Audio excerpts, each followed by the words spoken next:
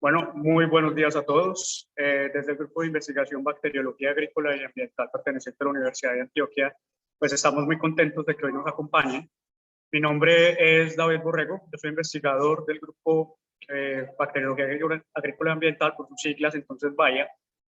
Soy candidato a doctor y hoy entonces tengo el gusto pues de dar la presentación a esta charla. En un principio quisiéramos comentarles que esto es una serie de charlas que el grupo ofrece periódicamente, asociadas a trabajo de extensión, lo hacemos de manera mensual, especialmente para personas del sector agrícola, que se dedican entonces a agricultura.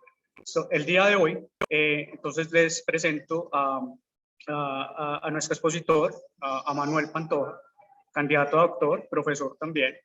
Manuel entonces es egresado de microbiología de la Universidad Popular del Cesar, magíster en biotecnología de la Universidad Nacional de Colombia, sede en Medellín, y en este momento entonces candidato a doctor en biotecnología en la Universidad de Antioquia. Manuel ha trabajado en diferentes tipos de proyectos, especialmente entonces en rehabilitación de ecosistemas degradados por minería, y hoy en día también estudia las rizobacterias promotoras de crecimiento vegetal y ese efecto que tienen estas bacterias a la bioestimulación en plantas cuando ellas entonces producen hormonas, en este caso pues auxinas. Entonces, antes de darle la bienvenida a Manuel, también quisiera agradecer hoy el apoyo de la Escuela de Microbiología que nos ha brindado pues este espacio virtual para que tengamos esta charla. Manuel, bienvenido y bueno, adelante. Muchas gracias, David, y gracias al profe Camilo, digamos que a la organización de esta serie de charlas que se hacen por cuenta de trabajos de extensión, ¿cierto? O como parte de la extensión del grupo de investigación. Como decía David, vamos a hablar hoy, o el tema que tenemos para la charla de hoy es el uso de microorganismos para estimular el crecimiento de raíces. Bueno, y arranquemos de una vez.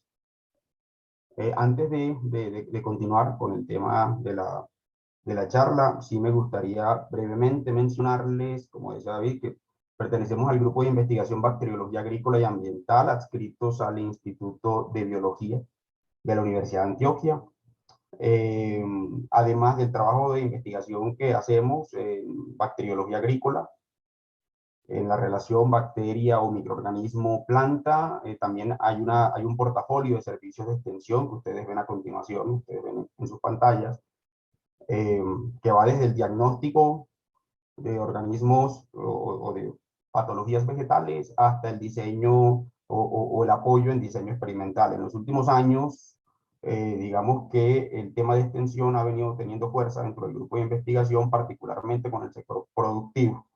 En agricultura, a través de una estrategia tipo spin-off que se llama Invacter, pueden consultar en la página, googleando así, Invacter o Grupo de Investigación Bacteriología Agrícola y Ambiental, y pueden encontrar, digamos que toda la temática de investigación y de extensión que tenemos, ¿vale?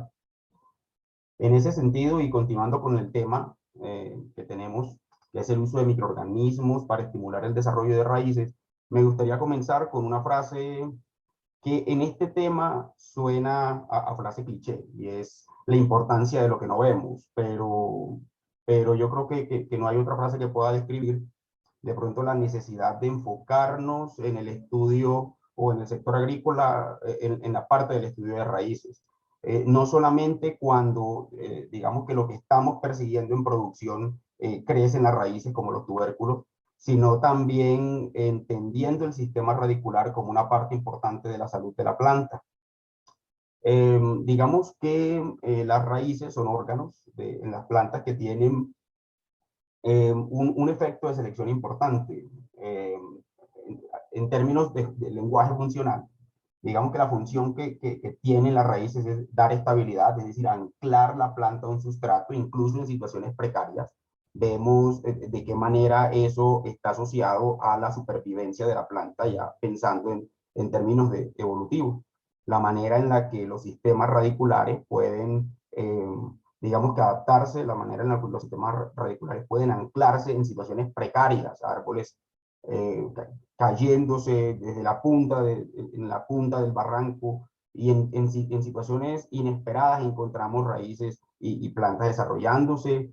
Muchas veces hay plantas inclusive que rompen el pavimento, digamos que en las calles, y pueden anclarse, pueden fijarse allí. También tienen una función de almacenamiento de nutrientes, como en el caso de los tubérculos, por ejemplo.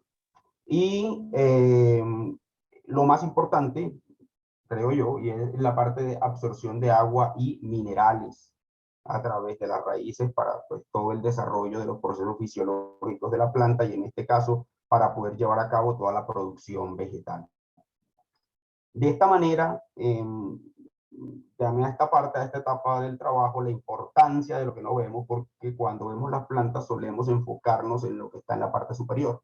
Solemos enfocarnos en esta parte, la parte superior de la planta, y en la mayoría de los sistemas de producción, en muchos sistemas productivos, la mayor parte de la biomasa de la planta en realidad se encuentra debajo del suelo, y eso ya puede decirnos mucho. Puede decirnos mucho de la importancia que tiene esta parte de la planta en el crecimiento, en el desarrollo y la salud vegetal.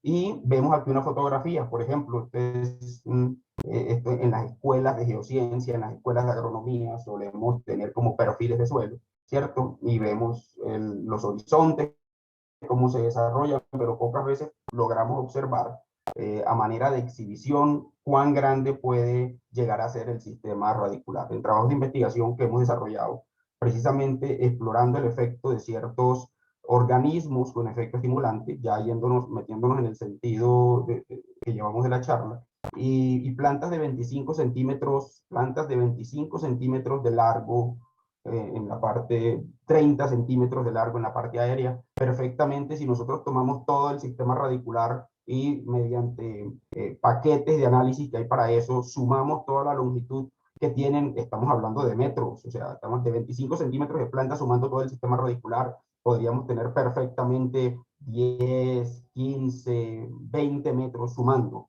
de manera estricta, ¿no? Entonces, vemos toda, no me refiero a la longitud desde la base, sino tomando todas las raíces y haciendo una sumatoria de ellas, pensando en la producción radicular. Entonces, es muy importante que también entendamos que las raíces juegan un papel muy importante en el desarrollo de la salud. ¿Y por qué es importante y por qué hablamos de la importancia de lo que no vemos? Porque la vista suele ser engañosa, entonces solemos creer que árboles maderables o plantas grandes entonces deberían tener un desarrollo radicular equivalente a la parte aérea, y no, es todo lo contrario. La mayor parte de las raíces, inclusive en árboles, se desarrolla durante los 2 primeros metros, y el 90% de ellas se desarrolla en el primer metro de profundidad, porque es la zona pues más activa para el desarrollo de nutrientes. Las demás tienen función de anclaje. Entonces, parte de la importancia de lo que no vemos precisamente es lo que se ha denominado el efecto rizósfera. El efecto rizósfera fue descrito por primera vez por el doctor Lawrence Hilner, y digamos que lo que llamamos efecto de rizósfera inicialmente se basó en dos observaciones o en dos hipótesis, perdón, que se plantearon en torno a eso. Y esas hipótesis se basaron precisamente en dos observaciones. Entonces, las hipótesis que inicialmente se plantearon, que se planteó el doctor Hilner cuando habló del efecto rizósfera, es que la resistencia de las plantas a la patogénesis o a las enfermedades depende de la composición de la microflora de la rizósfera. Hoy en día no hablamos de microflora, sino que hablamos del microbioma rizosférico. Y otro punto, otra hipótesis que había en torno a eso es que la nutrición de las plantas, eso fue alrededor de 1904 más o menos, empezando el siglo XX. La nutrición de las plantas está muy influenciada por la composición microbiana de la rizósfera. Esa fue otra hipótesis y se basaba en dos observaciones. Y la primera es que a menudo alrededor de las raíces las poblaciones microbianas son más numerosas. Esa fue la observación que él veía. Y difieren de la composición de especies de las que están en el suelo exterior o en el suelo no rizosférico. Además, las raíces vivas liberan una gran variedad de compuestos diferentes en diferentes momentos del ciclo de vida de la planta. Entonces, digamos que esas observaciones que llevaron al planteamiento de estas hipótesis nos llevan hoy a conocer que aproximadamente el 40% del carbono fijado por la fotosíntesis vuelve al suelo a manera de exudados. Este es un rasgo bastante interesante, bastante importante, porque no se va a la producción de biomasa de la planta, el funcionamiento de la planta, a la producción de enzimas, no, el 40% del carbono fijado se devuelve al suelo en forma de exudados, un poco más en algunos casos, un poco menos, pero alrededor del 40%. Entonces, esto debe tener, o este rasgo debe tener un efecto de selección importante, que permite que las plantas puedan, porque nosotros pensamos en las plantas como elementos productivos, sobre todo quienes trabajamos en la parte de investigación o de producción agrícola, pues vemos las plantas como un medio de producción, una forma digamos que de construir, de adquirir recursos económicos, pero en realidad, pues las plantas per se tienen rasgos, y rasgos que permiten, facilitan o no su supervivencia, y que facilitan o no pasar a la generación siguiente, que en última es lo que consigue la evolución. De tal manera que este fenómeno, este 40%, es un costo energético alto. Por lo tanto, debe tener un efecto de selección importante, no solamente de las poblaciones microbianas de la rizósfera, sino porque eventualmente eso le permitirá a la planta también sobrevivir. Entonces, en ese sentido, en esta zona que conocemos como rizósfera, que es, digamos, los milímetros más cercanos en torno a la raíz, ¿cierto? Prácticamente el suelo que está adherido a la superficie de la raíz. Tenemos varios tipos de exudados. Entonces hablamos de exudados pasivos, es decir, que no son emitidos todo el tiempo, ¿cierto? Digamos que son excretados por la planta cuando llegan momentos fisiológicos importantes, necesarios. Un ejemplo de eso, y creo que es el más, no es el más conocido, pero creo que el más útil a manera de ejemplificación, y es la emisión de flavonoides por parte de las plantas cuando debe asociarse, o cuando hay deficiencia de nitrógeno, y las plantas leguminosas requieren de la asociación de rizobios para poder obtener el nitrógeno atmosférico que los rizobios fijan. Entonces, este tipo de exudados, por ejemplo, este tipo de compuestos que tienen una estructura fenólica un poco compleja, digamos que son exudados en momentos particulares cuando la fenología o los estímulos ambientales inducen a que la planta tenga la necesidad de hacerlo. En cambio, hay otras que son secreciones mediadas metabólicamente. Entonces, constituyen azúcares y ácidos orgánicos que son excretados, que son emitidos todo el tiempo, que mantienen una población, digamos que son compuestos más generalistas, y que mantienen a una población de la rizósfera activa todo el tiempo. Hay un tipo de compuestos también que son mucílagos de la punta de la raíz y en las células epidérmicas, que es una especie de sustancia mucosa de naturaleza polisacárida también, que facilita la penetración de las raíces a través de los agregados del suelo. Y lisados y tejidos de raíces senescentes, o digamos que células muertas. Todos estos compuestos, estas formas de carbono, los exudados pasivos, digamos que las secreciones metabólicamente activas, los mucílagos de la punta de la raíz y los lisados de las células senescentes tienen una composición química particular. Por lo tanto, están asociadas a la selección de poblaciones microbianas particulares. Todo ese conocimiento de la ecología de la rizósfera, ese conocimiento de que hay bacterias puntuales, particulares, hongos, microorganismos que se asocian a la rizósfera en momentos fisiológicos, fenológicos y en momentos ambientales particulares de la relación planta, del sistema suelo-planta, conllevó entonces no digamos que el descubrimiento, pero digamos conllevó a una descripción adecuada de lo que hoy en día conocemos como las PGPRs, o las rizobacterias promotoras del crecimiento vegetal, por sus siglas en inglés, por sus iniciales en inglés. Entonces, ese conocimiento ecológico de la rizósfera abrió paso a que en 1980, pero estas observaciones venían desde finales de los 70, el doctor Joseph Klepper, cuando trabajaba o estaba haciendo su doctorado en la Universidad de Berkeley. Él actualmente está terminando sus años de trabajo en la Universidad de Auburn, y es un investigador cercano al grupo de investigación nuestro. Algunos de los miembros del grupo de investigación hemos circulado por su laboratorio en Estados Unidos como parte de los trabajos de investigación que desarrollamos, describió este fenómeno, y es el fenómeno de las rizobacterias promotoras de crecimiento vegetal, es decir, que algunas bacterias, particularmente cuando aisladas de la rizósfera, cuando son aplicadas de manera puntual o en el sistema rizosférico, incrementan por diferentes mecanismos. Él particularmente estudió un mecanismo puntual en ese momento, que fue la producción de sideróforos en papa, pero obviamente después fueron describiéndose de manera más adecuada y habían observaciones previas de la fijación biológica de nitrógeno, obviamente, pero el término como tal PGPR fue acuñado por él, y más adelante entonces ya hablamos no de PGPR, de rizobacterias promotoras del crecimiento vegetal, sino que hablamos de PGPMs, es decir, microorganismos promotores del crecimiento vegetal.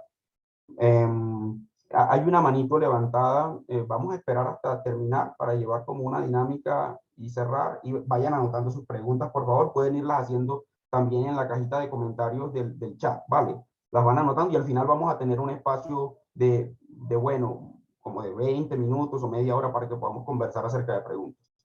Entonces, les decía entonces que ya hablamos no de PGPR, sino de PGPM, microorganismos promotores de crecimiento vegetal, no necesariamente asociados a la rizósfera, ¿cierto? Y no necesariamente bacterias. Entonces, ya ahí se abrió y parte de eso, entonces, de esta observación es que al adicionar microorganismos, ¿cierto? A una población o a un grupo, o a una planta en particular, observamos entonces una estimulación en el crecimiento de las hojas, en el crecimiento de las raíces por diferentes mecanismos. Vamos a mencionarlos rápidamente y nos vamos a centrar en los de bioestimulación. En este caso, por ejemplo, vemos cómo la inoculación de una bacteria, en este paper publicado por Ortiz Castro en el 2017, estimulan el crecimiento de las raíces, pero también la emergencia de pelos radiculares, lo cual está directamente asociado con la nutrición de las plantas. Entonces, estos mecanismos han sido descritos ampliamente, ¿cierto? Entonces, hay unos mecanismos de acción directa, ¿cierto? Hay una cosa importante, y es que en términos de biología, en términos de ciencia o de biología evolutiva puntualmente,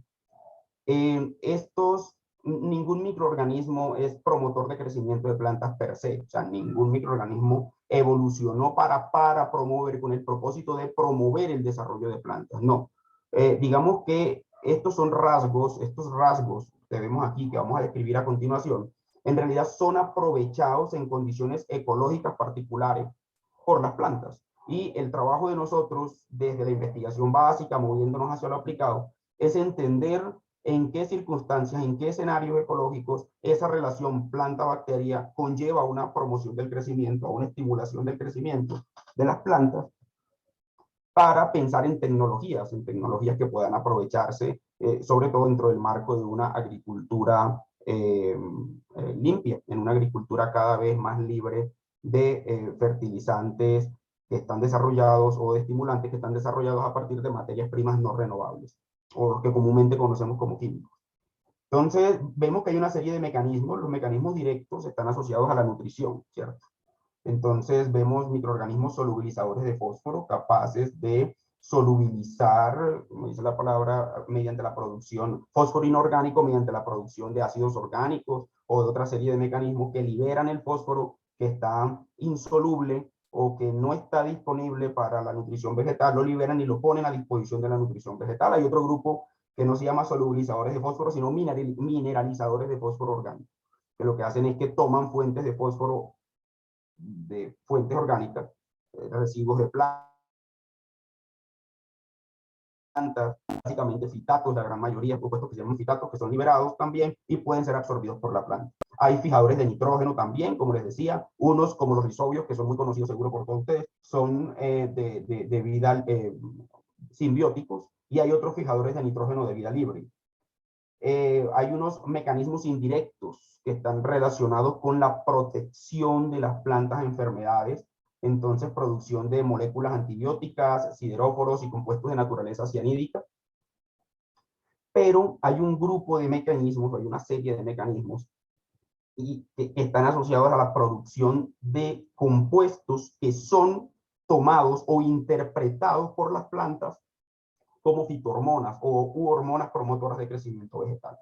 Y digo interpretados porque técnicamente desde el punto de vista fisiológico, aunque tengan la misma estructura química de las hormonas, no son sintetizados por las bacterias para tener en ellos, en el microorganismo, en el hongo, en la bacteria, un efecto de selección de tipo hormonal. No, de hecho son hormonas para las plantas. En las bacterias, los microorganismos tienen otro tipo de efectos de selección y son utilizados por el metabolismo microbiano para otras cosas.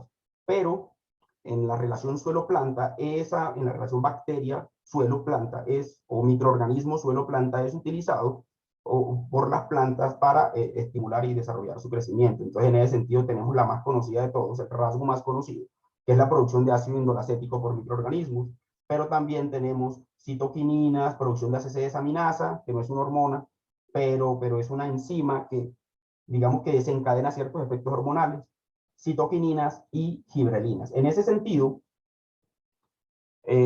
estos mecanismos, ese conocimiento ha permitido el desarrollo de tecnologías, las tecnologías de los biofertilizantes y los bioestimulantes. Y ya vamos metiéndonos entonces en el sentido que le vamos a dar al resto de la charla. A nivel general, el concepto el más conocido de biofertilizantes, ya pensando en el tema aplicado, es el de DB6 en el 2003. Usted lo encuentra, se mete a una base de datos académica como esta, por ejemplo, ScienceDirect, y usted encuentra el concepto más aplicado y que usted encuentra en la mayoría de los textos de biofertilizantes.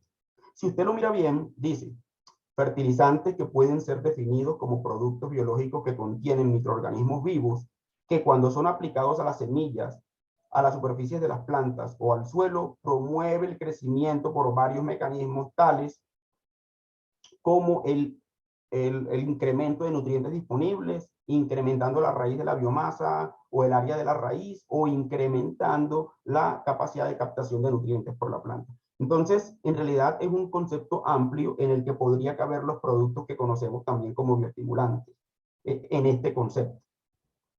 Y hay una cosa interesante, y es que pese a todos los inconvenientes que estas tecnologías tienen, porque hay que decirlo, son tecnologías como muchas de las que utilizamos en la agricultura y en otras cosas, imperfectas.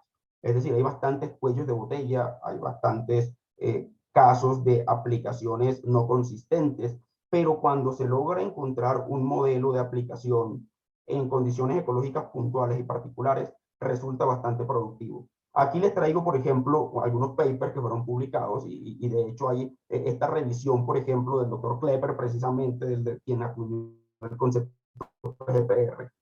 En esta revisión, digamos que quedan varias evidencias de efectos exitosos, de casos exitosos de la aplicación de microorganismos para mejorar la eficacia en la fertilización de plantas.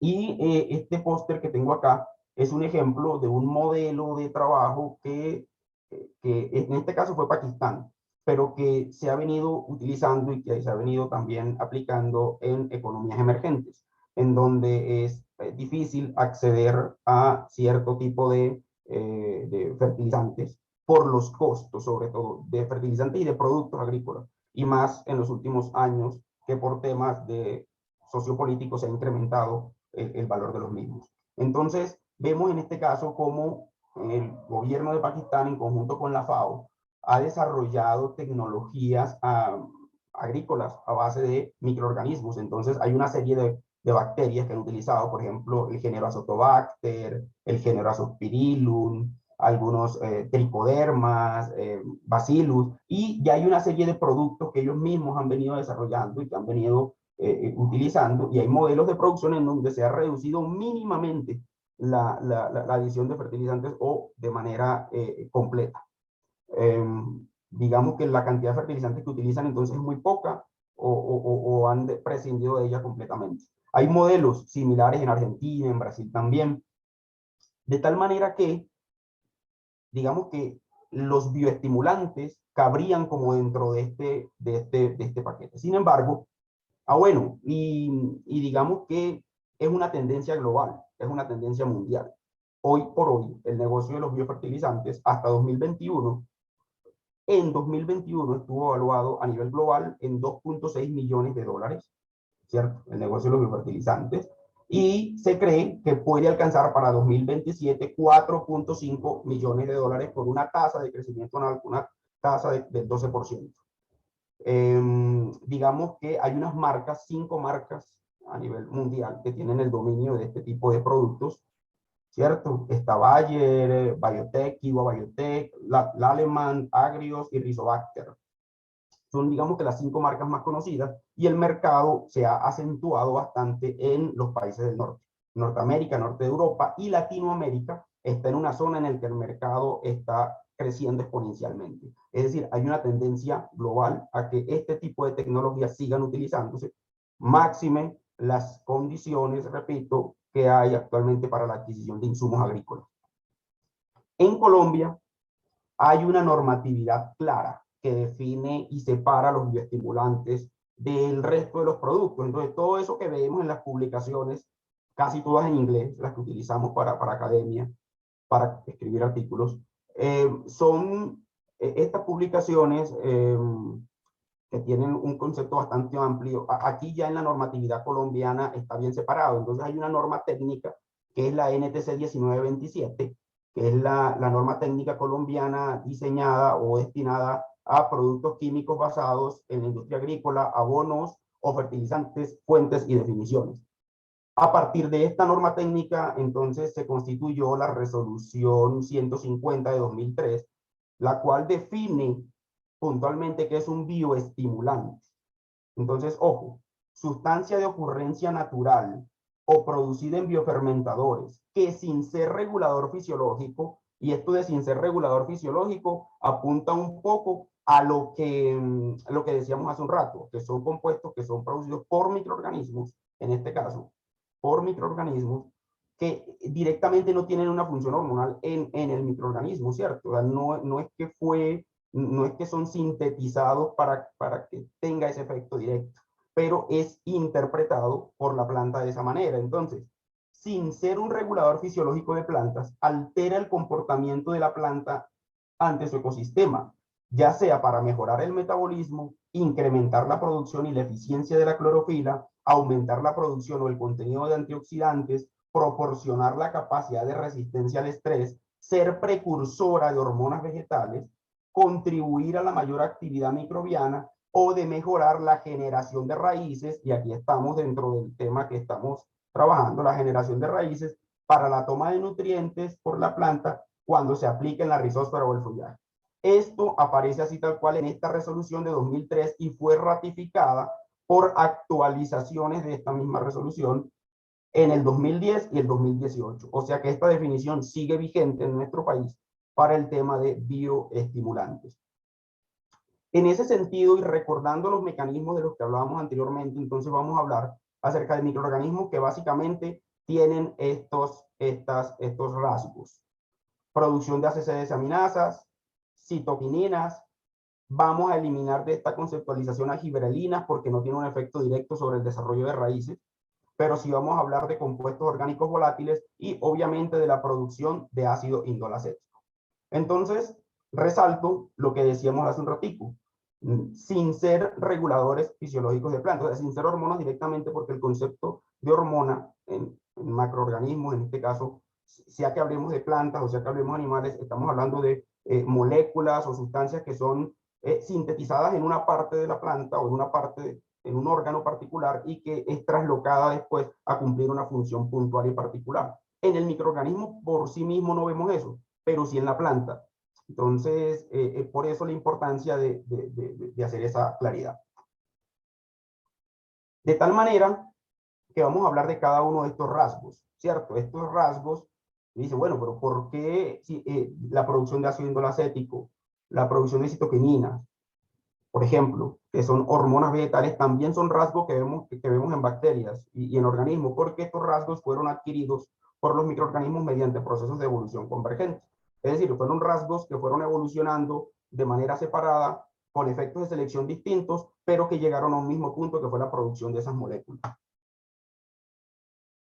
Entonces hablemos del primero, el más importante, digamos el más conocido de todos, que son microorganismos productores de ácido indolacético o compuestos con efecto auxiliar.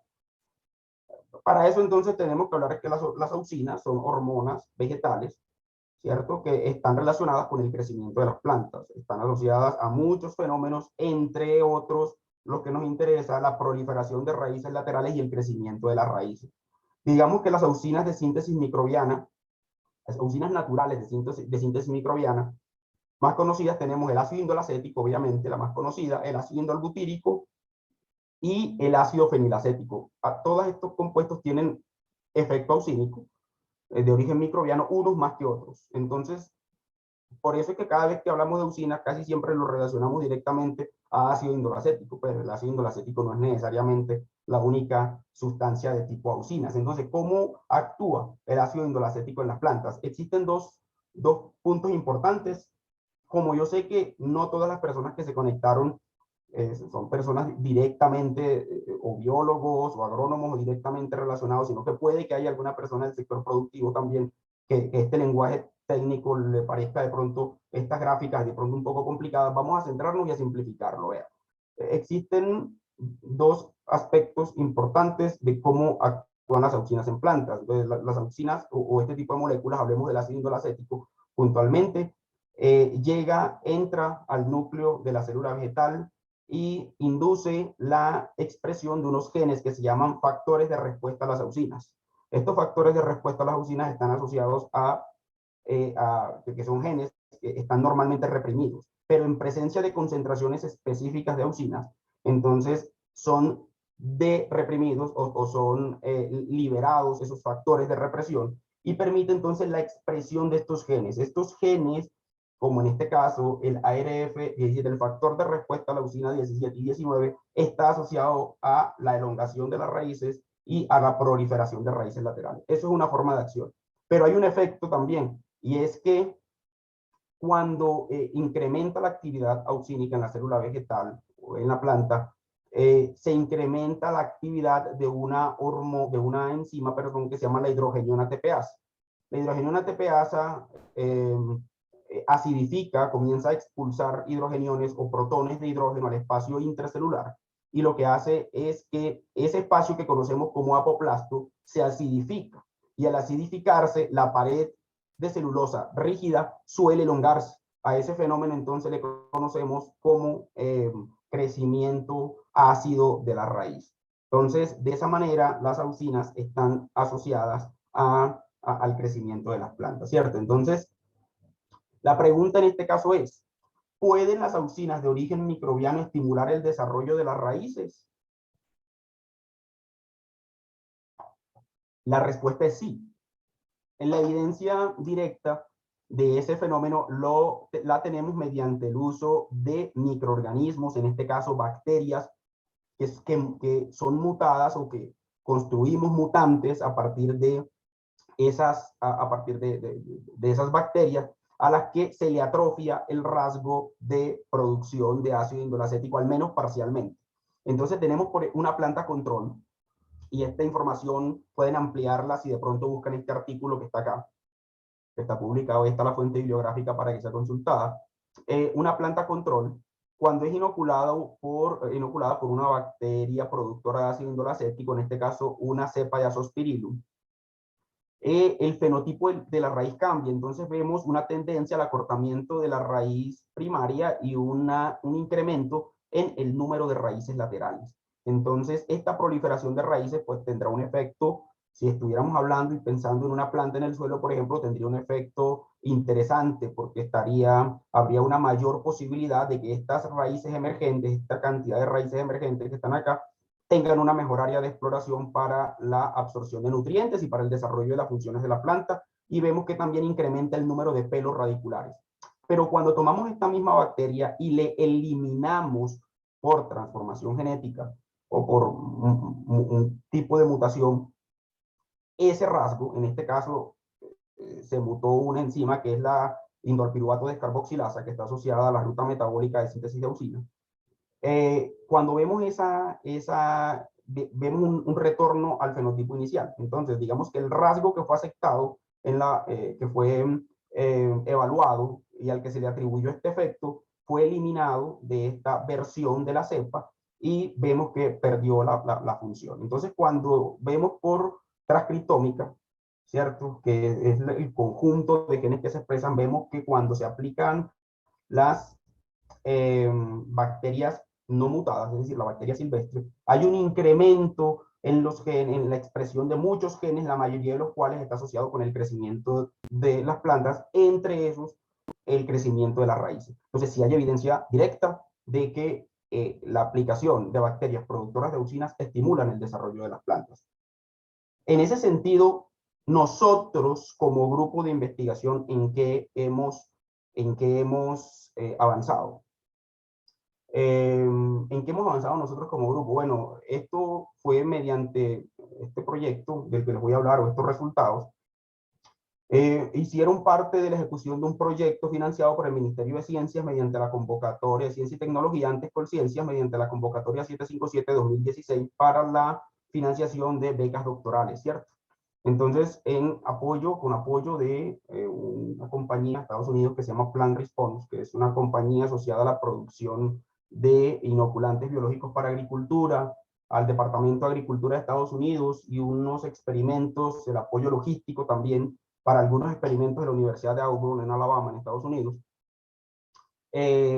pudimos desarrollar algunos avances con respecto a eso. Entonces tenemos una serie de cepas pertenecientes a un género que nos interesa desde lo biotecnológico, que es Licinibacillus spp. Del Licinibacillus es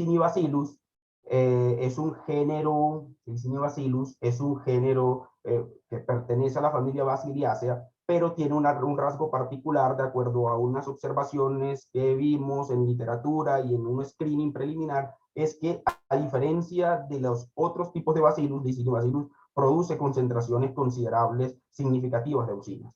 Entonces, cuando comenzamos, hicimos las primeras evaluaciones, vemos, por ejemplo, el efecto que tiene la aplicación. Esto fue un experimento preliminar que hicimos en un medio libre de suelos.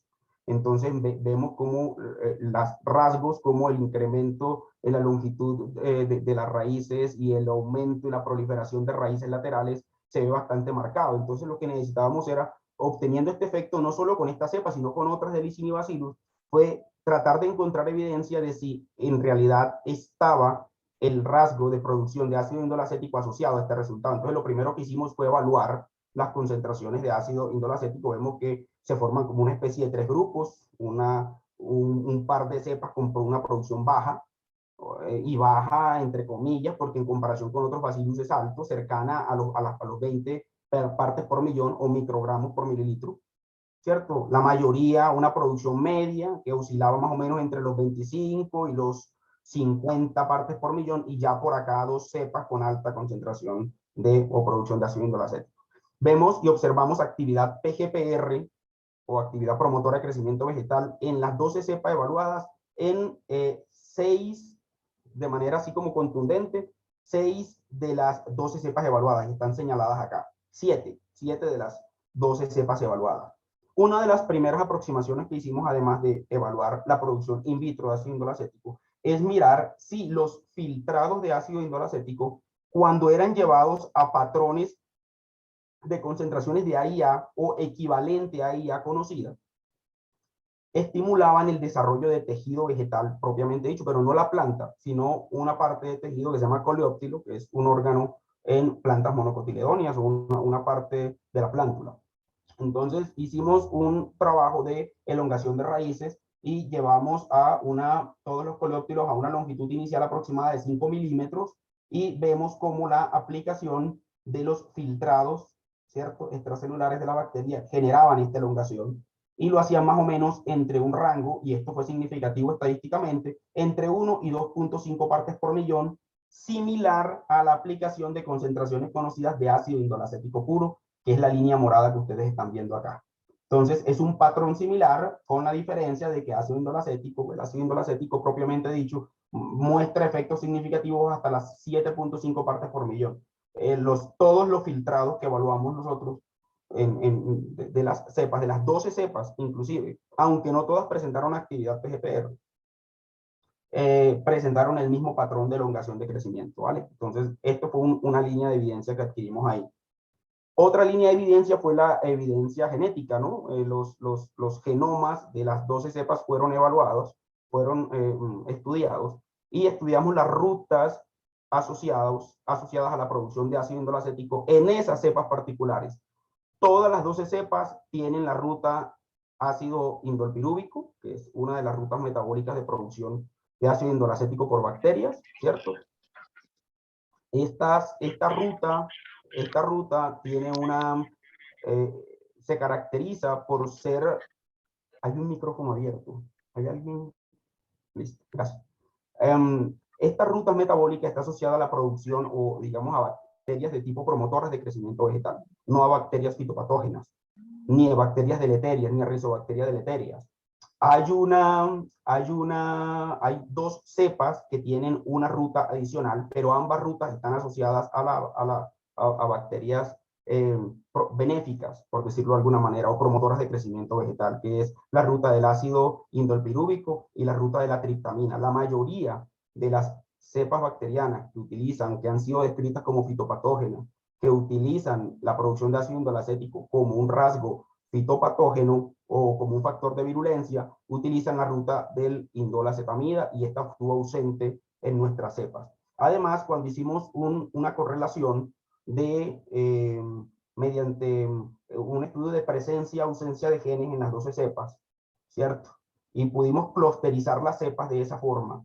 Y pudimos clusterizar también el efecto que tuvieron algunos aspectos fenotípicos, como la producción de ácido indolacético y la promoción del crecimiento de raíz. Vemos una alta correlación. Utilizamos un índice estadístico de correlación tratando de predecir el efecto, digamos que a partir de estos estudios genéticos, o no de predecir, pero sí generar una correlación que nos permitiera asociar el efecto fenotípico sobre la organización genética o sobre esa arquitectura genética.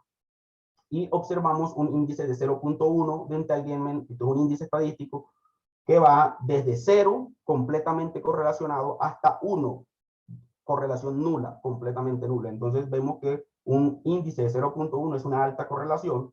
De la misma manera, la correlación de Pearson nos permitió asociar esta matriz de datos de genes asociados a la producción de ácido indolacético a los datos fenotípicos en raíces, aproximadamente en un 67% de correlación. Entonces vemos que este rasgo está ampliamente, en este caso, asociado a este efecto fenotípico que vemos. Y para terminar, entonces, en esta línea de trabajo, lo que hicimos fue tomar plantas mutantes. En este caso utilizamos un mutante de Arabidopsis que tiene atrofiado el transporte de auxinas, ¿cierto? O sea, que es el gen AUX17XR42. Digamos que estos genes codifican para unos canales de transporte de auxinas desde la punta de los meristemos de las hojas hasta las raíces.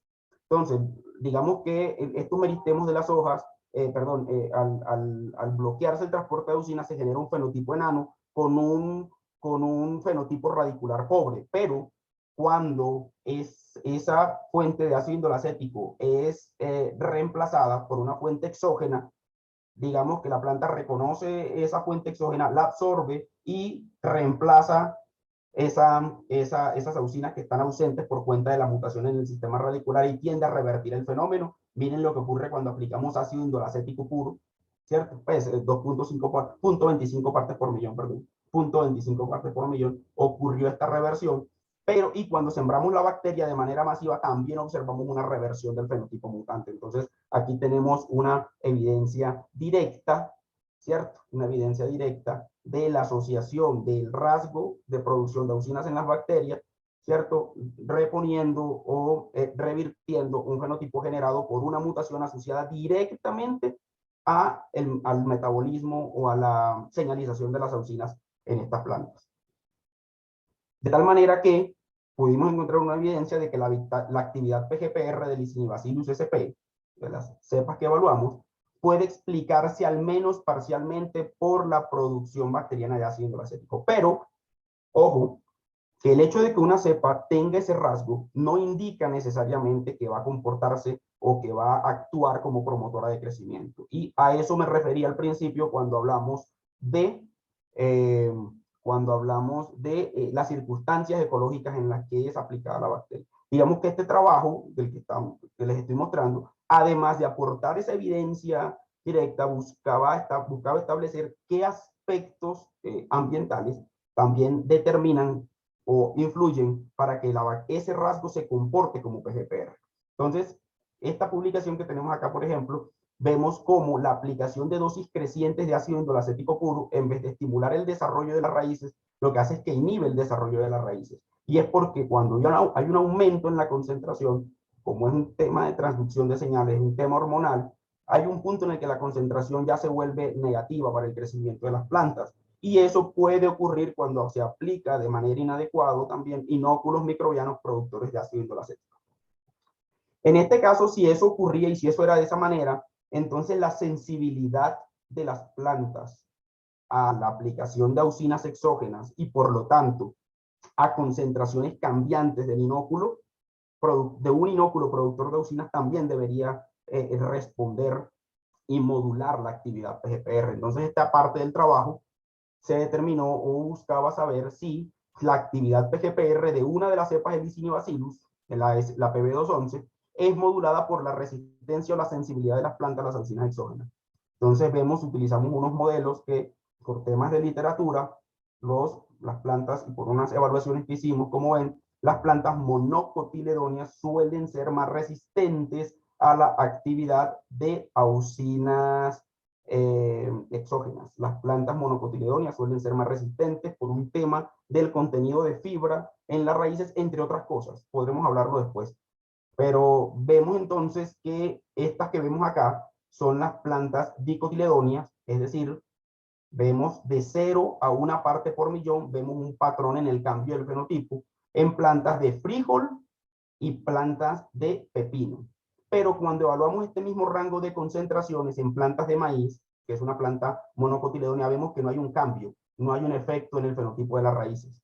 Pero cuando esta monocotiledonia maíz la llevamos a un rango de 0 a 10 partes por millón, ya vemos un cambio en el fenotipo, de la misma manera como ocurre con braquiaria, que es monocotiledonia también. Entonces, tomamos como un delimitante en la búsqueda de modelos sensibles, más sensibles o menos sensibles a las auxinas, determinando si fueron monocotiledóneos y dicotiledóneos. Hay que decirlos, esto es una generalización, pero puede haber excepciones dentro de uno y dentro de otro, pero es una regla más o menos general. Entonces, ¿cómo se comportaron los inóculos microbianos?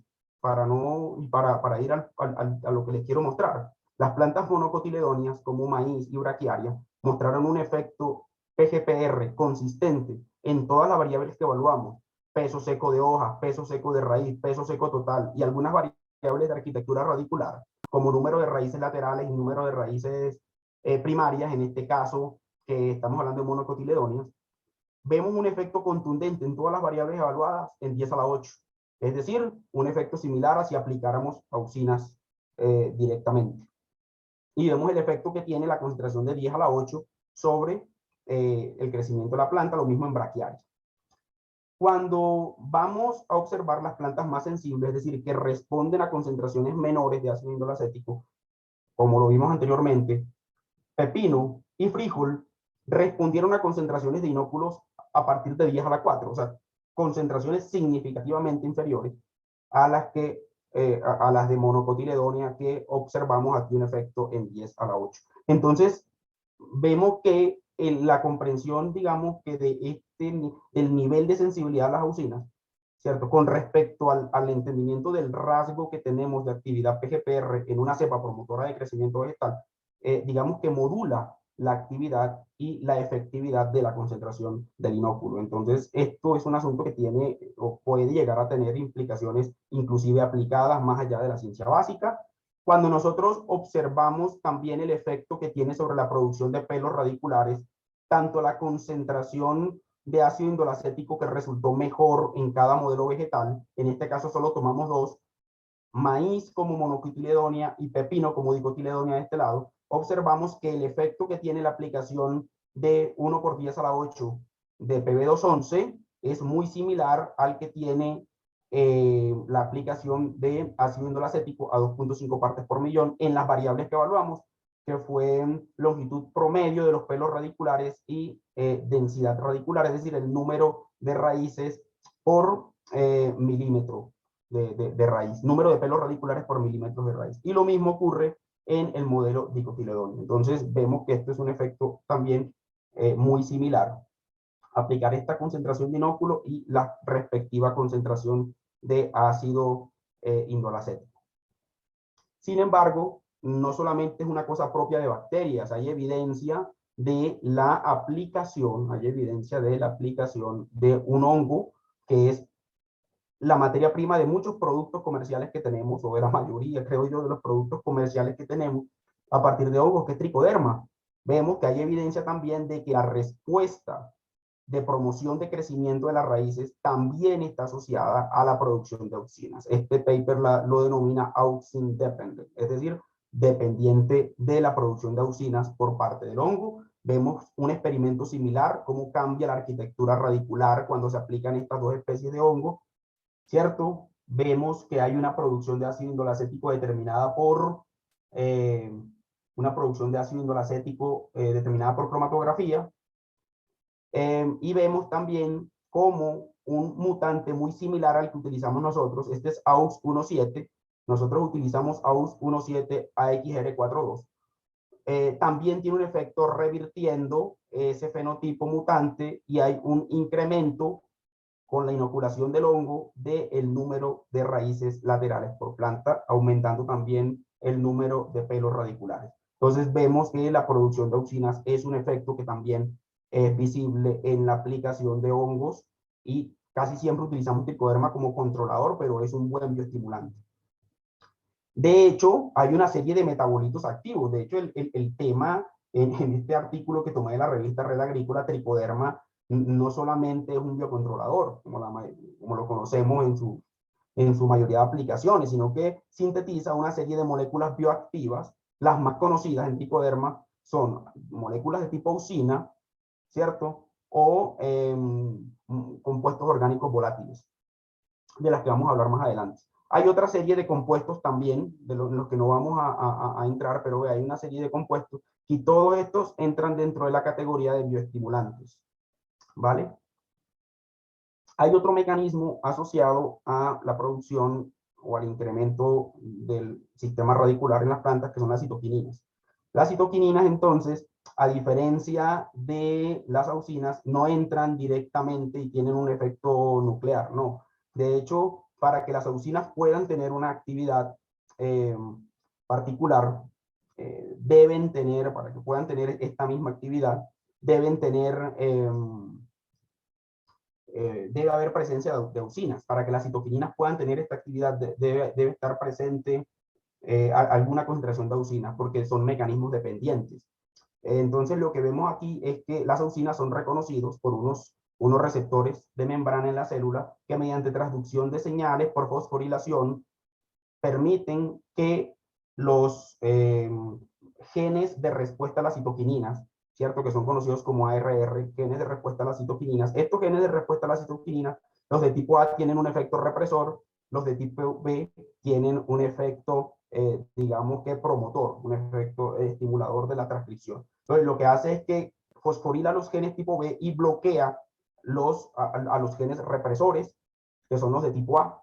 Entonces, digamos que hay una serie de genes, estos genes también, así como hay factores de respuesta a las auxinas asociados a la promoción del crecimiento de raíces, también hay unos factores, unos genes de respuesta a la citoquinina asociados también al crecimiento de las raíces. ¿Y qué es lo que hacen? Promueven entonces la síntesis de esta proteína, que es la Shi2, que lo que hace es que reprime, de hecho, el efecto de las citoquininas es opuesto al de las auxinas, pero tienen un modelo de regulación por loop, es decir, autorregulación.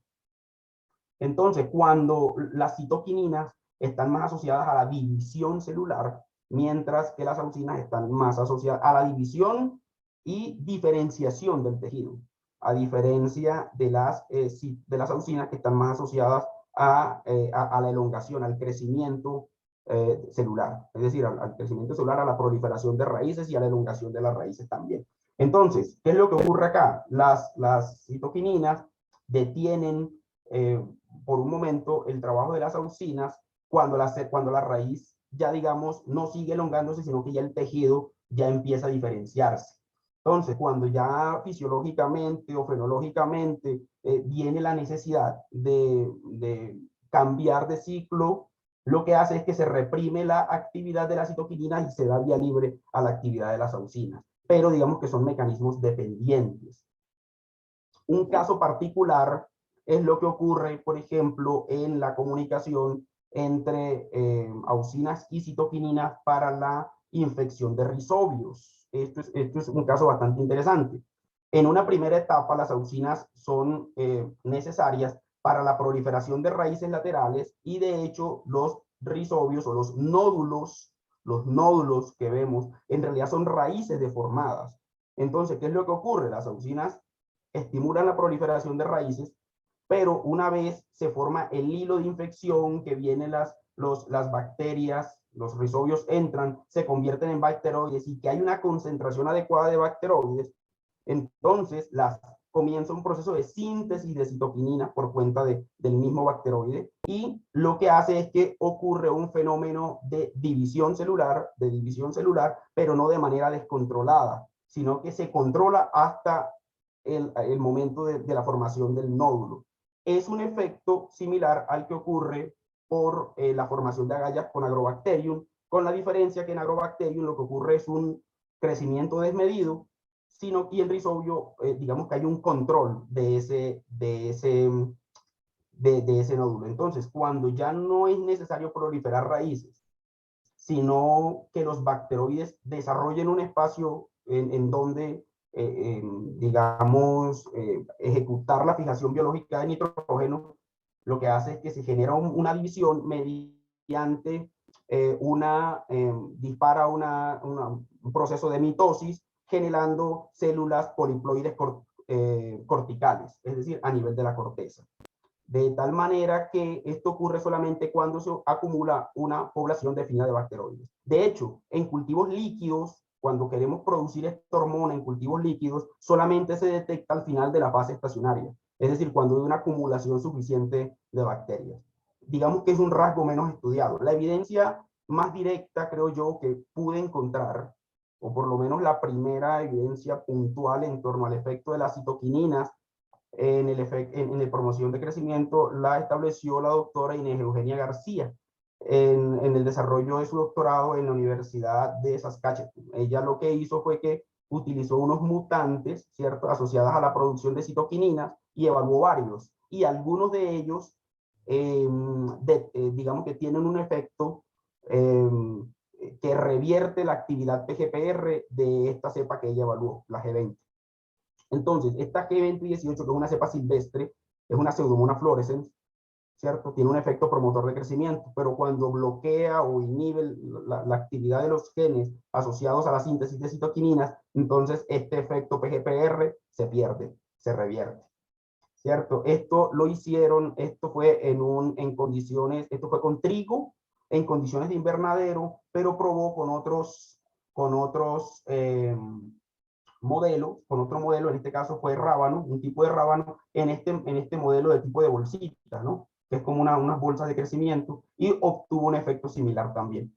Entonces, y ya hay un montón de aplicaciones y de nuevas evidencias. En por ejemplo, miren el efecto que tiene la aplicación de bacterias productoras de citoquininas sobre el crecimiento de raíces en condiciones de estrés hídrico.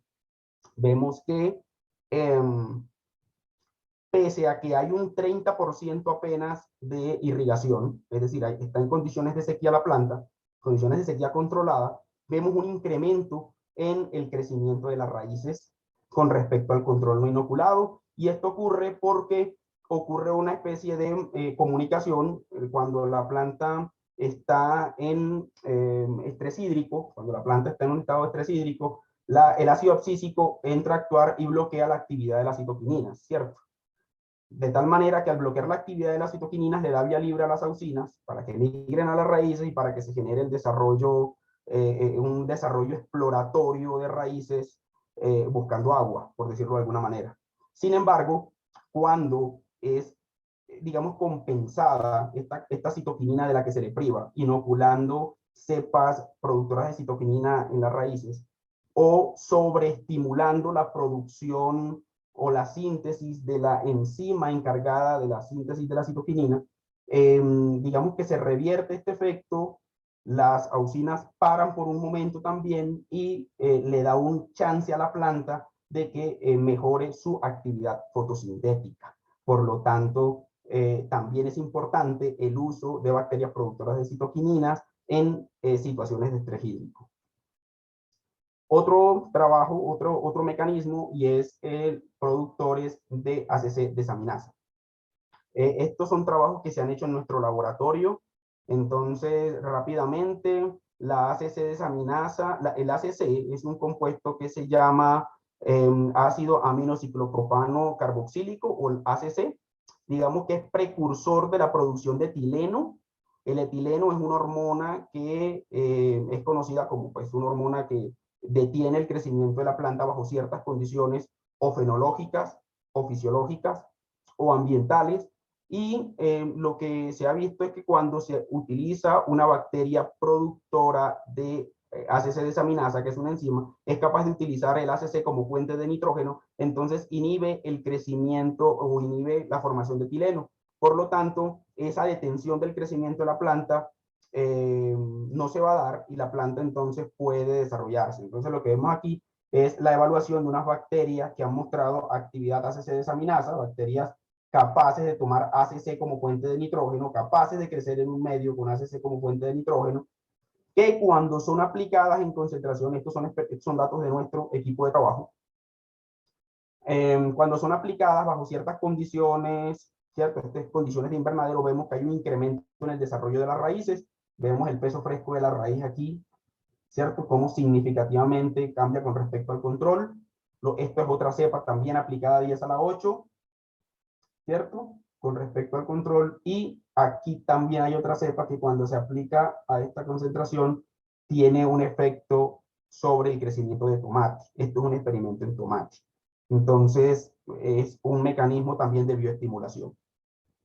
Y para terminar con los mecanismos asociados a la bioestimulación, tenemos la producción de compuestos orgánicos volátiles, son definidos por la EPA, por la Asociación o por la Entidad de Protección Ambiental de Estados Unidos. Esto es un concepto generalista, o sea, un concepto que va más inclusive como a contaminantes, pero químicamente es válido, ¿no? Son compuestos orgánicos volátiles, ¿cierto? Que tienen una alta presión de vapor y baja solubilidad en agua.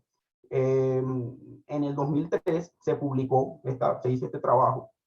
Fue un trabajo publicado por Chu Min, alguien del equipo de trabajo también del profesor Joseph Klepper, de quien les hablé al principio, y evaluó mediante condiciones de separación, utilizó cepas de bacillus. Entonces aquí está el control en donde no fue inoculado, y estas cajas tienen la diferencia de que no hay un contacto entre esta parte del medio y el crecimiento de la planta. Digamos que hay como una pared, como una caja que separa el medio. Entonces vemos a la planta creciendo aquí y a la bacteria creciendo de manera separada, de tal manera que si se genera una estimulación del crecimiento, como vemos que ocurrió con estas dos cepas, esta la 937 y la GB03, vemos el incremento que hay con respecto al control que solo tiene agua, es por la emisión de algún tipo de compuesto de tipo gaseoso, porque solamente se desarrolla. Entonces, cuando el perfil de cromatografía mostró que las cepas que tuvieron efecto, es decir, la IN937 y la GB03, tienen un perfil cromatográfico diferente, ¿cierto? Al de el control y de las cepas que no tuvieron efecto. Por lo tanto, la promoción de crecimiento y de raíces particularmente se dio por este perfil de compuestos. Básicamente, ellos destacaron en esta publicación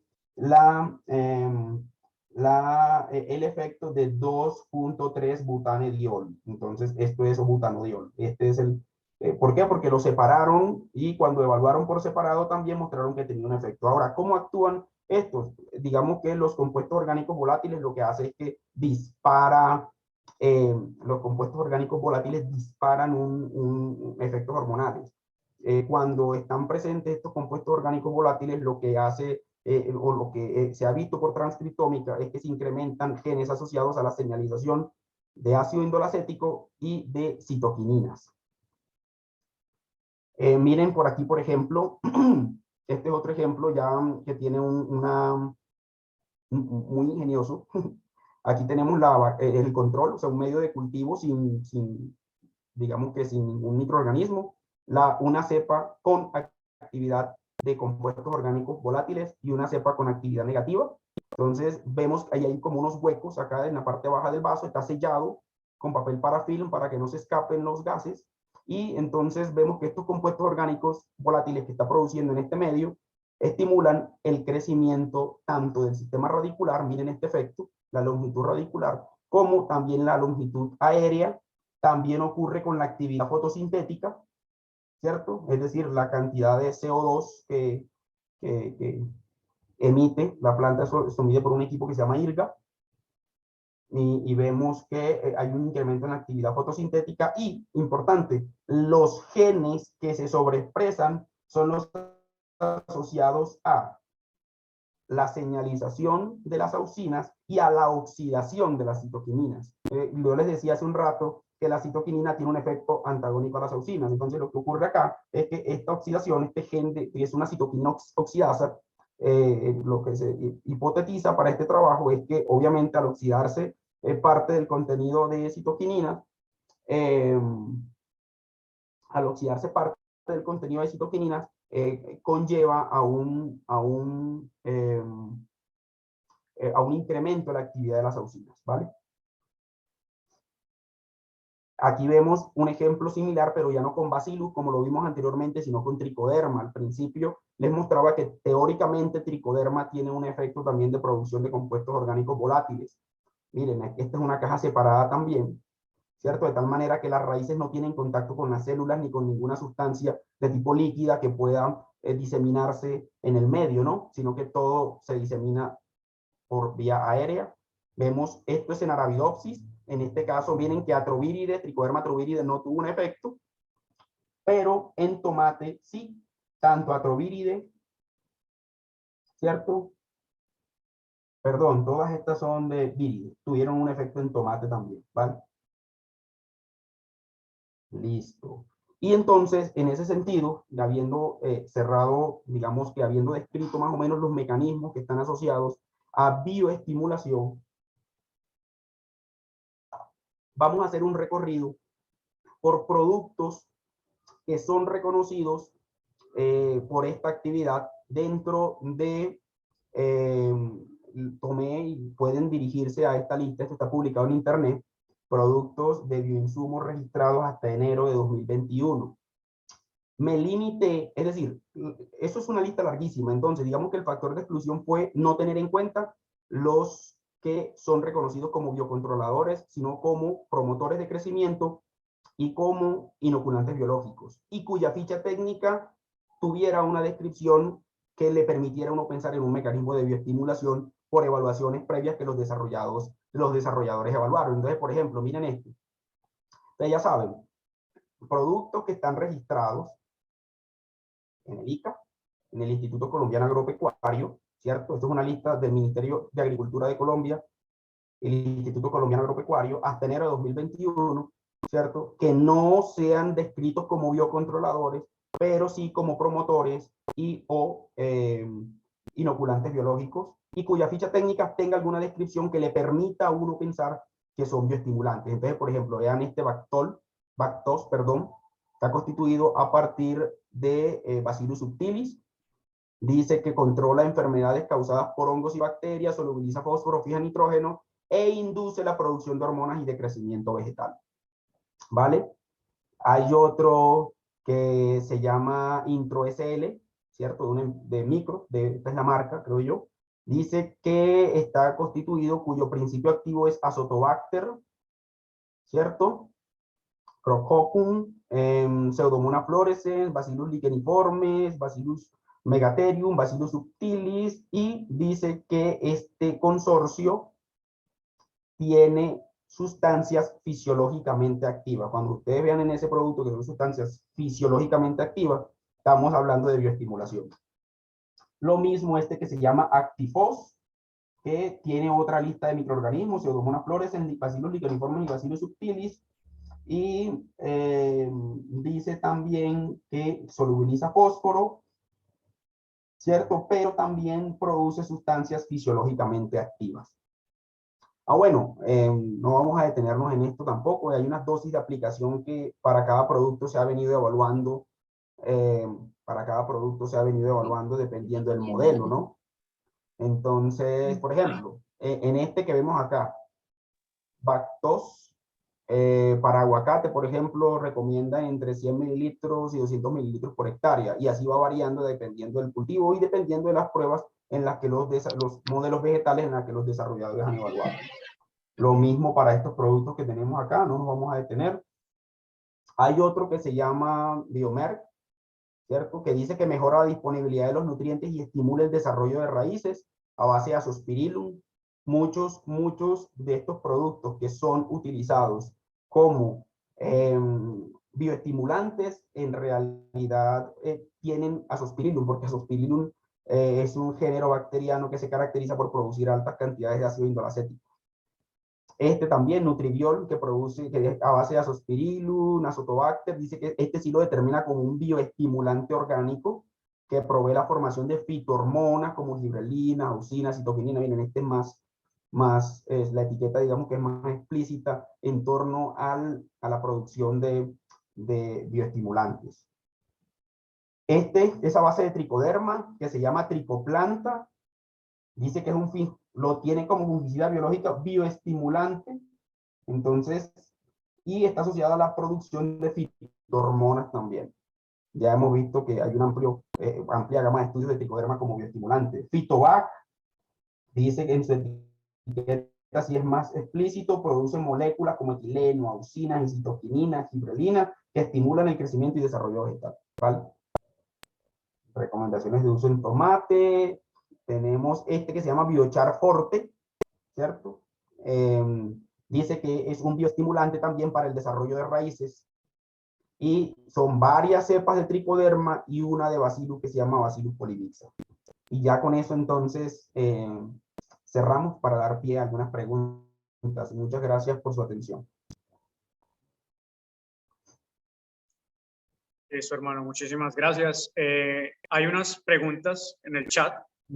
Sí. Listo. Bueno, primero, hace ya ratico Hamilton Cañaveral levantó la mano.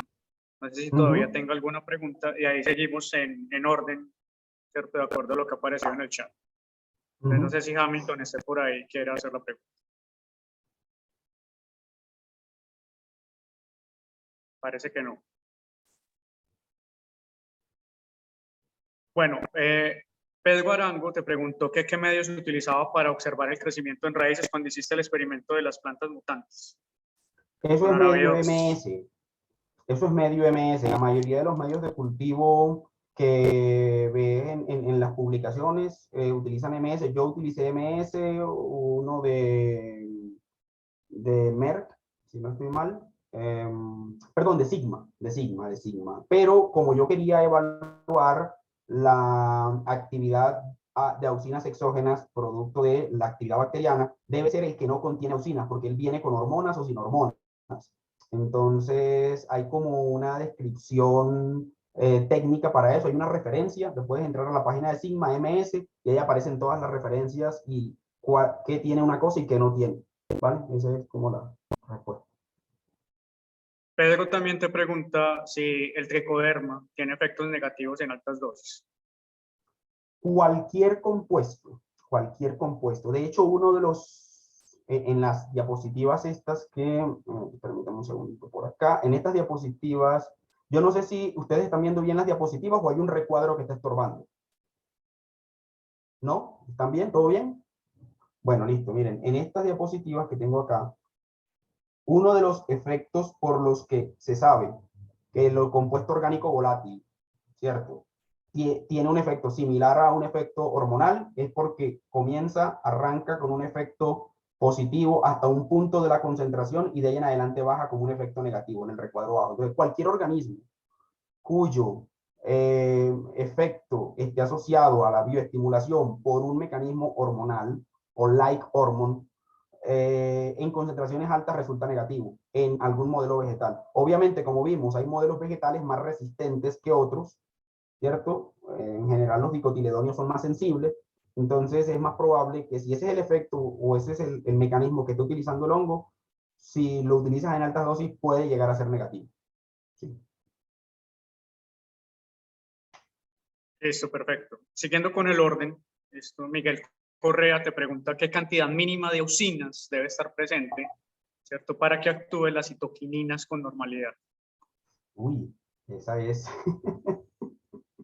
esa es muy técnica y muy fisiológica. No, no, la respuesta corta es no sé, o sea, no sé. Empezando porque nunca he trabajado directamente con citoquininas. Mi trabajo más asociado ha estado más asociado a la producción de auxinas, pero nunca he hecho como comparaciones de una hormona y de otra, mirando a ver en la aplicación práctica hasta dónde da. Lo cierto, y ya partiendo de lo que la literatura dice, y no pensando en concentraciones de algo aplicado, sino fisiológicamente lo que ocurre a nivel molecular, es que la actividad en presencia de auxinas, de citoquininas, perdón, la actividad auxina para. O sea, la actividad, de hecho, son mecanismos que son complementarios pero antagónicos. Es decir, son antagónicos, pero para que se dé uno depende del otro. Entonces, siempre vas a necesitar cantidades de auxinas para que las citoquininas trabajen, aunque sean las endógenas de la planta.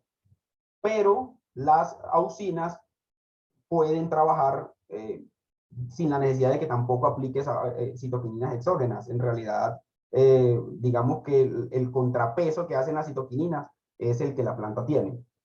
Pero si tú me preguntas puntualmente qué concentración particular en este modelo vegetal de una se requiere para que la otra, no sé, eso tendría que ya evaluarse de modelo a modelo, creo yo. Listo. J, cierto punto, pregunta, ¿el uso de microorganismos promotores de crecimiento y el uso de tricodermas sobre la misma planta no genera actividad de competencia entre una y otra?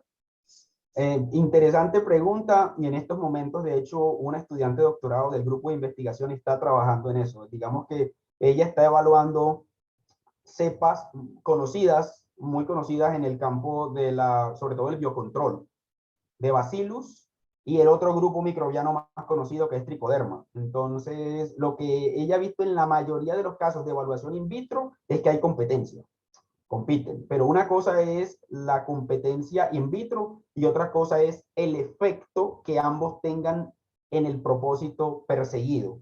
En el caso del biocontrol, parece que algunas combinaciones son más efectivas que las cepas individuales, por lo que ella ha observado. Eso es lo lo que se muestra. Pero cuando se persigue biocontrol, cuando se persigue ya bioestimulación, que es el campo de lo lógico sería pensar que sí, obviamente que cuando sumas fuentes de auxina, y en mi trabajo que es básicamente el equilibrio, por decirlo de alguna manera, de auxinas adecuado para que las bacterias trabajen, lo que yo he visto es que cuando sumas fuentes exógenas de auxina, esas fuentes sí suman y sí pueden llegar a tener un efecto deleterio sobre el crecimiento de las plantas. Inclusive, la producción exagerada de auxinas es un efecto, es un rasgo que puede ser positivo en unos escenarios y deleterio en otros. Entonces, si es por el tema de la estimulación, es probable que sí. Bueno, ahí J. está levantando la mano antes de pasar a Marco. No sé si se tenga algo que ver con lo que estás diciendo, ya que veníamos en el orden y él iba ahí, ¿cierto? Sí, No sé, J, si puedes hablar. Listo. adelante, Mucho Jota. gusto. Mi nombre es Juan José Morales. Qué pena que es que lo puse ahí como súper abreviado. Soy agrónomo de la Universidad Católica de Oriente y sí me generaste ahí como una duda. Y es si de pronto las aplicaciones en diferentes épocas, o sea, por ejemplo, uno puede mezclar una aplicación, por decir, en el momento de la siembra utilizo microorganismos promotores, por ejemplo, como los que vos ya me mencionaste o algunas otras marcas comerciales, y luego para hacer, por ejemplo, digamos que se me ocurre un ejemplo, por ejemplo, en cultivos de granadilla, donde es tan limitante el caso, por ejemplo, el fusarium, en el cual el tricoderma ya se ha demostrado que es una fuente importante para el control de este patógeno.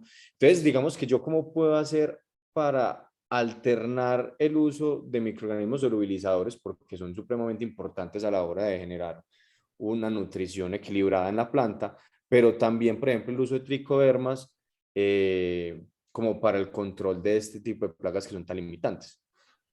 Sí, sí, eso es una muy buena pregunta, Juan. Gracias. Y es de un corte bastante aplicado. Mira, por lo general, o las experiencias que hemos tenido aplicando microorganismos cuyo efecto, cuyo rasgo distintivo es la producción de una hormona, en este caso ácido indol acético. Digamos que lo hemos utilizado para las primeras etapas de crecimiento, para lo que se llama la etapa de arranque. Entonces, sin conocer el modelo del que estás hablando, Granadilla, ¿cierto? Y sin pensar o tratando de llevarlo a algo agronómico más bien, yo creería que es útil, por ejemplo, si piensas utilizar bioestimulación en las primeras etapas de crecimiento. Claro que hay modelos que facilitan la aplicación o mensual, dependiendo de lo largo que sea el cultivo. En nuestro laboratorio, por ejemplo, con tomate, ha funcionado un modelo que pueda tener 2 meses. Antes de la cosecha se aplican 3 veces o 2 distribuidas espacialmente igual. Pero como en este caso tienes el interés de aplicar tricoderma para controlar una enfermedad, entonces yo diría que la primera etapa, la etapa de arranque, la etapa de enraizamiento, es importante el uso digamos que del establecimiento de sistemas radiculares sanos. Es importante entonces el uso de estimulantes, ¿cierto? Pero obviamente no es, yo siempre parto del hecho y por experiencias que hemos tenido, no es de comprar cualquier producto que diga bioestimulante y aplicarlo, es evaluarlo previamente, sea en condiciones de laboratorio, de invernadero, a ver si tu modelo vegetal trabaja adecuadamente con ese producto. Entonces, en el hipotético caso de que sí, los bioestimulantes son bastante útiles en la etapa en la que necesitas desarrollar sistemas radiculares sanos, fuertes, y entonces de ahí en adelante, entonces continuar con la aplicación de tricoderma, que en este caso estarías aplicando un doble propósito. Tú lo aplicas para control biológico, es muy utilizado para control biológico, pero lo que la evidencia nos muestra con lo que acabas de ver es que es bastante un organismo capaz de producir una alta cantidad de moléculas bioactivas con actividad hormonal, auxinas, compuestos orgánicos volátiles. Por lo tanto, también estarías bioestimulando, aunque no lo hagas con ese propósito. Muchísimas gracias, hombre Manuel. Muy claro todo. Gracias. Bueno, hermano, Marco Abril te tiene muchas preguntas. Yo no sé si Marco las quiere hacer él o yo las puedo pues replicar por acá. Si Marco quiere hablar, o si puede también hablar.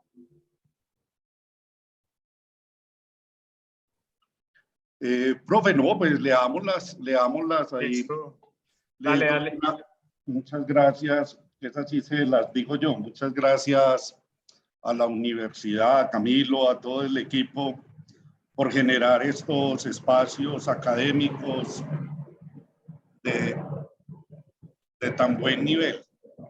Muchas gracias. Muy complacido de ver los trabajos que estamos desarrollando. Entonces, pero leer las preguntas, Camilo, por favor. Muchas gracias, Marco.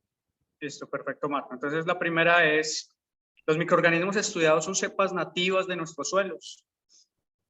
Bueno, vamos a ponerle, es una pregunta, hay una tendencia en agricultura de conservación en que los microorganismos que utilizamos deban ser nativos. Yo particularmente no utilicé organismos nativos, yo utilicé unas cepas que estaban dentro del interés de estudio del grupo, por cuenta, les dije, de la compañía también que nos apoyó, que es Plant Response, que antes se llamaba Pathway Biology, en mi trabajo, ¿cierto? Y digamos que si siempre pensáramos en utilizar microorganismos nativos por temas de conservación, es una discusión que creo que cabe para otro escenario, porque ahí entran otros elementos de tipo ecológico, filosófico, pero para el desarrollo de la industria de los biofertilizantes no importa si utilizar organismos nativos, y lo que la evidencia nos muestra es que los miedos que hay en torno a alteración ecológica no hay una evidencia pues contundente que te pueda decir de que en realidad estás afectando la estabilidad de un agroecosistema porque utilizas un organismo no nativo. Si no, pues la industria de los biofertilizantes no tuviera el auge que tiene en la actualidad. Entonces, no se necesita que sean nativos tampoco. Pues ahora, si lo que tienes son organismos nativos, sepas que aislaron y que creen que tienen un potencial y quieren explorar, pues bien, porque hay un trabajo previo. pero para evaluar bioestimulación no se necesita esperar hasta tener organismos nativos. Pueden ser cepas o que les cedan o que ya tengan previamente aisladas, o si quieren evaluar estimulantes comerciales también. Es válido. Listo. La segunda, la junto con un poquito con la tercera. ¿Cómo se puede medir el establecimiento de microorganismos? ¿Cuándo medir? ¿Dónde tomar la muestra? ¿En raíz o en suelo? ¿Y qué factores pueden afectar ese establecimiento? Muy buena pregunta. Mira, el establecimiento de microorganismos, bueno, cuando estamos hablando de producción agrícola, ¿yo qué busco? ¿El establecimiento de microorganismos o incrementos en la producción? U observar actividad PGPR. Entonces, una vez, hay escenarios ecológicos muy difíciles en donde microorganismos exógenos casi no se estabilizan, y es en zonas semiáridas. Yo soy de Valledupar y en el norte del Cesar y la Guajira nos toca a veces, cuando hacemos esos experimentos, es muy difícil que se establezcan esos organismos bajo esas condiciones ecológicas. Y no solamente es una preocupación que nos viene a nosotros, sino, por ejemplo, los trabajos que se han hecho en el desierto de Sonora por el doctor Bachán, su esposa. Él, que pues ya no está con nosotros, una vez conversando con él, yo me preocupado por el establecimiento, él me decía, es que en realidad para la producción o para la conservación lo que te importa es que la planta arranque. Entonces, digamos que si en el caso ya dado llegas a evaluar y observar que no hay un establecimiento de la cepa sobre la raíz, sobre la superficie de la raíz, sobre ese ecosistema, pero tiene un efecto adecuado de arranque, es decir, de estimular el crecimiento de las plantas para formar sistemas radiculares fuertes que te van a garantizar una mejor producción más adelante, se utilizan aunque la población microbiana no se establezca, porque lo que estamos buscando inicialmente es desarrollar un sistema radicular fuerte que pueda resistir las condiciones adversas ecosistémicas de estrés biótico o abiótico que puedas presentar. Ahora, ¿cómo se evalúa? Ya eso son técnicas de laboratorio. Básicamente, si yo tengo una cepa con potencial PGPR, yo a las cepas le hago un marcaje molecular que me permita tener una proteína que brilla, ¿no? Entonces, después tomo una muestra y miro en un microscopio de fluorescencia y miro si las poblaciones microbianas están en el campo, pues, el modelo en el que estoy trabajando. Pero para efectos prácticos, no necesitas que la población esté activa todo el tiempo ni que esté fijada. Necesitas que arranque y que desarrolle sistemas radiculares fuertes. Listo. Las últimas dos de Marco es el tener monocultivos de altas rotaciones, ¿cierto? Con preparación de suelos. ¿Qué efectos tiene sobre las poblaciones de microorganismos? ¿El efecto qué? Perdón, la primera parte, recuérdame. El tener monocultivos, ¿cierto? De altas rotaciones, ¿cierto? Con preparación de suelos. ¿Qué efectos podría tener, ¿cierto? Sobre las poblaciones de microorganismos? Sobre las poblaciones de microorganismos nativos, y pensando en un sistema, digamos, sostenible de agricultura limpia, pues seguramente negativos para la biodiversidad. Es decir, pensando en las poblaciones nativas, porque obviamente al tener un solo tipo de plantas, vas a desarrollar poblaciones microbianas nativas que se han adaptado y que han evolucionado para el tipo de exudado radicular que esa planta está emitiendo. Entonces, digamos que hay un efecto de selección del modelo vegetal sobre esas poblaciones. Entonces, en ese sentido, por ejemplo, si lo que buscas es un sistema de protección autosostenible o de agricultura ecológica, de agricultura limpia, de pronto son técnicas, lo recomendable es utilizar técnicas de poca intrusión. Se me olvidó el nombre técnico, digamos, agricultura de conservación, creo que le llaman, en donde haces una intervención poca en el suelo y además de la planta de cultivo que estás queriendo cultivar, tenés como plantas alrededor que lo que hacen es que sin que afecte la salud de la planta, te genera poblaciones microbianas más diversas. Ahora, si lo que tienes es un sistema productivo intensivo y quieres utilizar microorganismos para eso, pues para eso se utilizan los microorganismos comerciales. No importa si haces un volteo en el suelo, si haces una labranza intensiva o si siempre tienes un monocultivo, porque siempre estarás aplicando también entonces poblaciones microbianas eh, que van a generarte un efecto que deseas. Entonces, eso depende del sistema productivo que necesites. Listo. Y la última es, la oferta comercial de productos hoy es amplia. Podríamos generar, por entre comillas, canibalismo, hablando pues de competencia, ¿cierto? Podríamos generar entonces competencia entre organismos. ¿Listo? Sí. Dicen nuestros porcentajes de microorganismos, ¿qué efectos tienen? Eso va muy en el sentido de lo que decíamos anteriormente. En el laboratorio, en el grupo de investigación, en nuestras reuniones periódicas hemos discutido ese tema ampliamente porque pues creemos que siempre vale la pena cuando hay un pensamiento, una línea de pensamiento que de pronto intente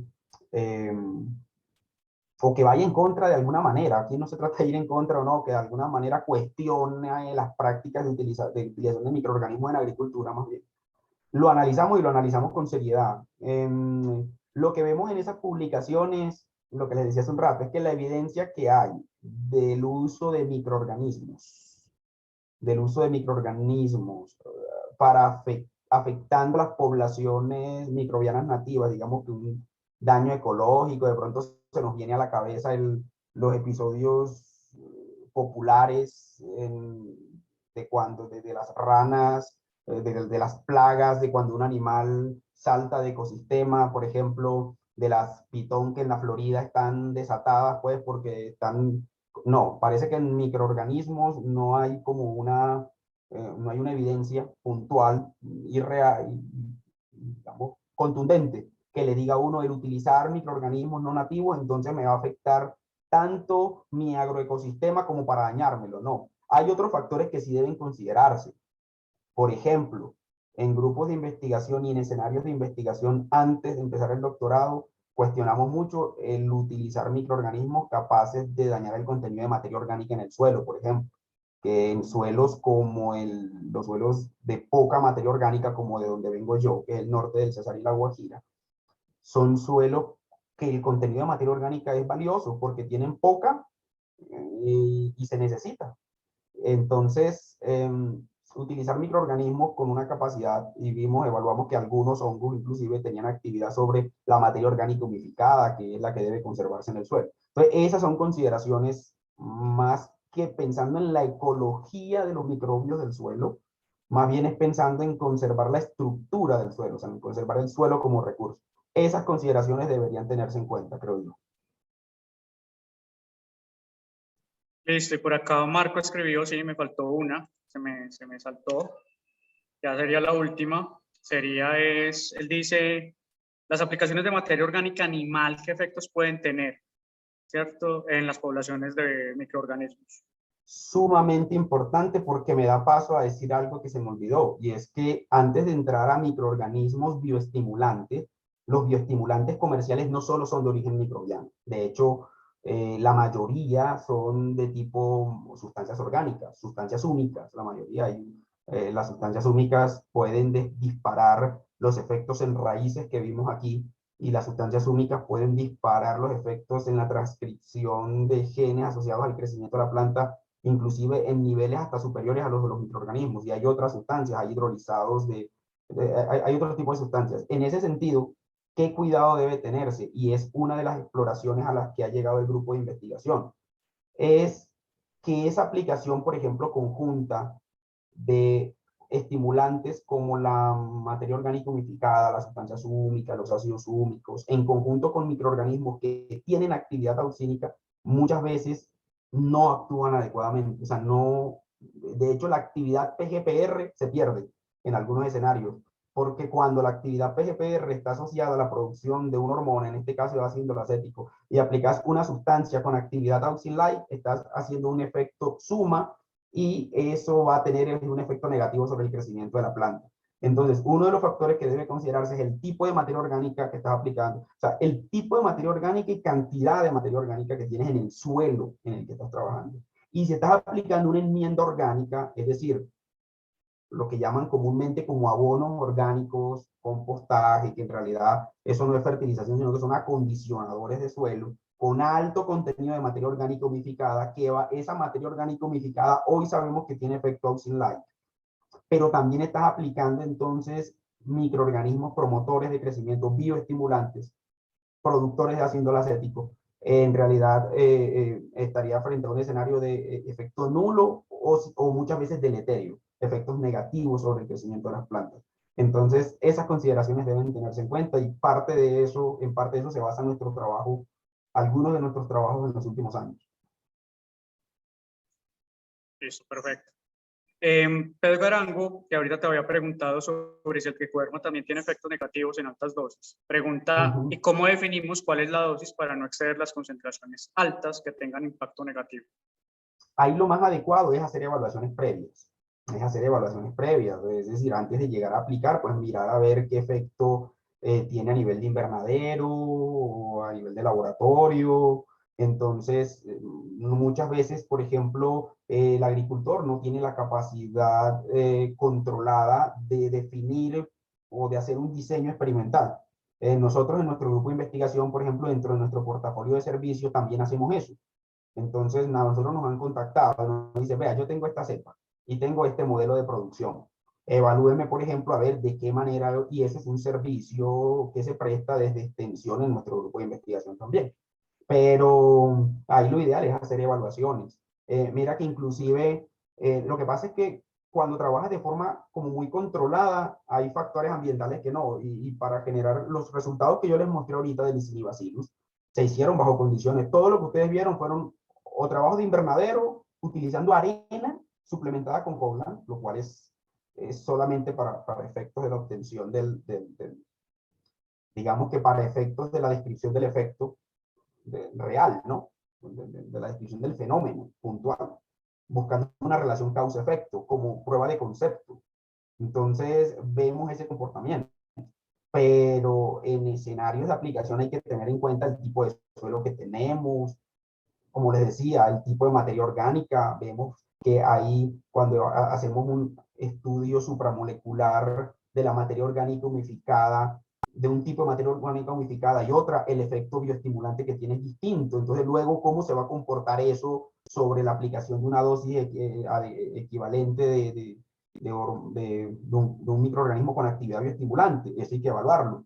Hay algunas generalizaciones que hemos observado nosotros. Como les dije, las plantas monocotiledóneas suelen ser más resistentes y requieren dosis más altas de aplicación de inóculo que las plantas dicotiledóneas, por ejemplo, para expresar un resultado en microorganismos cuyo efecto rasgo distintivo es la producción de ácido endonacético. Eso son observaciones a las que hemos venido llegando, pero con experimentos, obviamente soportados en la literatura y con evidencia científica. Pero la pregunta puntual para lo que me está diciendo es, hay que evaluar. Hay que evaluar. Listo. Y la última pregunta, que seguía pues en orden del chat, espero pronunciarlo bien, Etelgoret Tapias, te pregunta, ¿la MS del medio de cultivo utilizado qué significa? Sí, profesora Ethel, ¿cómo está? Debe ser la profe Ethel de la Universidad del Cesar. MS son los apellidos de quien acuñó el medio, creo que es Machines Cook, algo así, no me acuerdo de cómo se pronuncia. Yo creo que es Mushroom Scoot, algo así, no me acuerdo. Son las iniciales de quien acuñó el medio, pues, que era alguien que precisamente trabajaba con hormonas.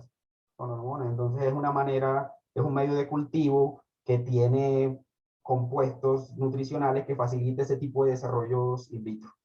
Obviamente las condiciones de cultivo son importantes, ¿no? Eso, como les dije, esa parte del trabajo fue hecha en la Universidad de Auburn, en Alabama, y teníamos unas cámaras de crecimiento pues bien establecidas, con buenas condiciones, y además la dificultad de introducir mutantes aquí al país es un poco difícil. Entonces esas evaluaciones con mutantes las hicimos allá precisamente por la dificultad de introducir los mutantes al país. Listo. Okay, muchas gracias. Gracias. Disculpa, me habían dicho que significaba que algo así como medio mínimo de sales. No tiene nada que ver con eso, ¿o sí? No, sí es un medio con sales y agar, pues, de hecho él no trae el agar se lo adiciona a uno, pero no es mínimo de sales. Sí tiene un contenido de sales, pero MS es el apellido del autor. Si quiere, yo le puedo mandar la composición del medio, profe, porque no sé, si no tiene para comprarlo está en un proyecto que no hay recursos para comprarlo comercial, uno puede armarlo por componentes. Entonces yo tengo todos los componentes y se los puedo mandar.